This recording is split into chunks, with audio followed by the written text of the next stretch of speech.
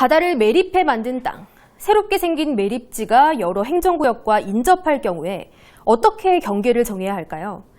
헌법재판소의 판결 사례를 보면 과거에는 지방자치법 제4조 1항에 명시된 종전 등을 근거로 해상 경계선이 관습적인 기준이 됐습니다. 하지만 지난 2009년 매립지 행정구역을 자치부 장관이 정하도록 법이 개정됐고 최근 헌법재판소도 과거의 판결을 뒤집는 결정을 내리면서 상황은 달라졌습니다.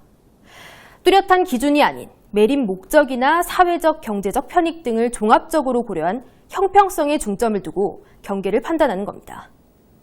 하지만 객관적인 기준이 없다 보니 지자체, 즉 갈등 당사자 간의 분쟁은 잇따르고 있습니다.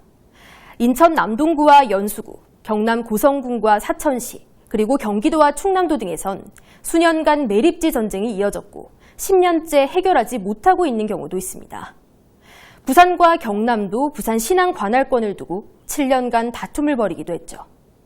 남일 같지만 북한 매립지에서도 현재 영토 전쟁이 벌어지고 있습니다.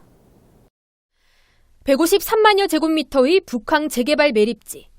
3단계로 나눠 진행되는 부지조성 공사에서 지난 2016년까지 1, 2차가 마무리됐습니다.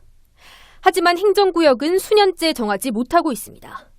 1차 구역은 지난 5월 동구관할로 결정이 났는데 문제는 중동구를 사이에 낀 2차 부지입니다. 서로 유리한 조건을 내세우며 중구와 동구가 의견차를 좁히지 못하고 있는 겁니다. 중구는 해양문화지구 전체를 중구가 관할하겠다는 입장. 하나의 계획지구를 둘로 나눠 관리하는 것이 비효율적이고 지역 균형 발전과 관광 시너지를 고려해야 한다는 이유입니다. 동구는 기존 행정구역 경계의 연장선상에서 수로를 따라 경계를 나눠 역시 해양문화지구 전체를 관할하겠다는 입장입니다.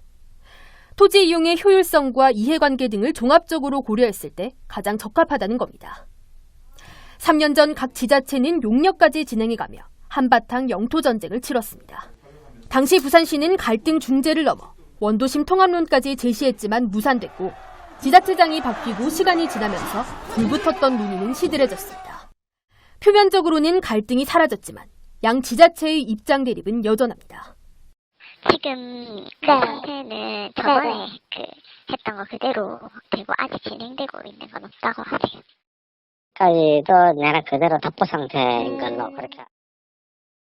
문제는 이 같은 상황을 계속 방관할 수 없다는 겁니다. 이웃 지자체 간의 갈등도 문제지만 행정구역이 정해지지 않으면 사업에도 차질이 생깁니다. 지자체가 해야 할 역할을 하지 못하기 때문입니다.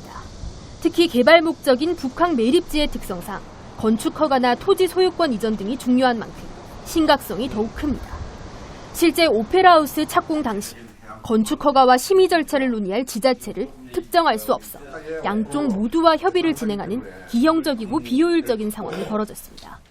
심지어 현재는 일부 준공제한 문제도 발생하고 있는 것으로 확인됐습니다.